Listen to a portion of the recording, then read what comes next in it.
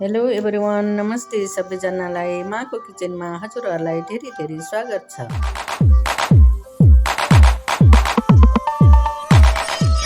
म हजुरहरू सामु नयाँ रेसिपी लिएर आएको छु। आज मैले गोलो च्याउको तरकारी बनाउँदैछु। हजुरहरूले अन्तिमसम्म हेरेर मलाई साथ दिनुहोला।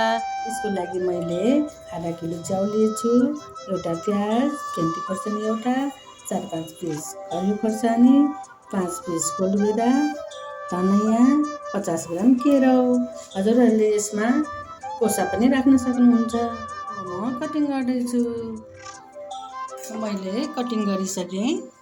अब म तातो पानीमा एकछिन 5 मिनटको लागि भिजाइदिन्छु।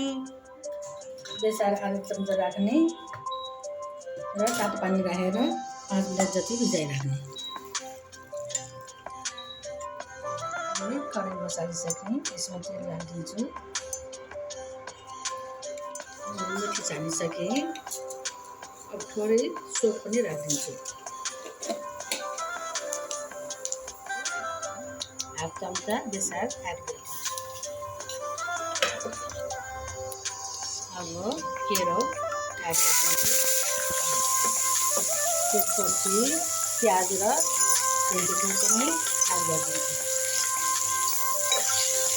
राम्रोसँग रातो हुने गरेर फ्राई गर्नुपर्छ।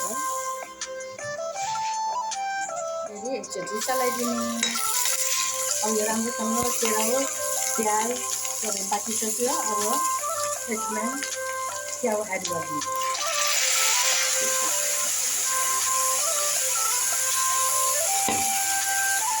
अब एकचोटि राम्रोसँग चलाइदिने। अब नुन 1 चम्चा एड गरिदिन्छु। अदुवा लसुनको पेस्ट 1 चम्चा एड गरिदिन्छु। त्यसपछि अब एकचोटि छोपिदिने।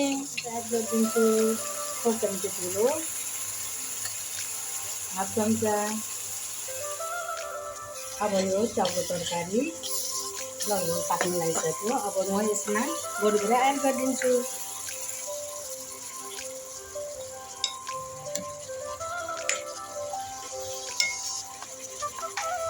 अब एकछिन छोपिदिनु। यसरी बनाएको च्याउ एकदम मिठो हुन्छ। हजुरहरूले पनि यसरी नै घरमा बनाएर खानुहोला। हजुरहरूलाई मेरो भिडियो मन पर्यो भने लाइक, कमेन्ट एन्ड सब्सक्राइब गरिदिनु होला र बेल आइकन पनि टिपिदिनु होला। मेरो भिडियो हजुरहरू सामु नछुटोस् भनेर। Thank you for watching.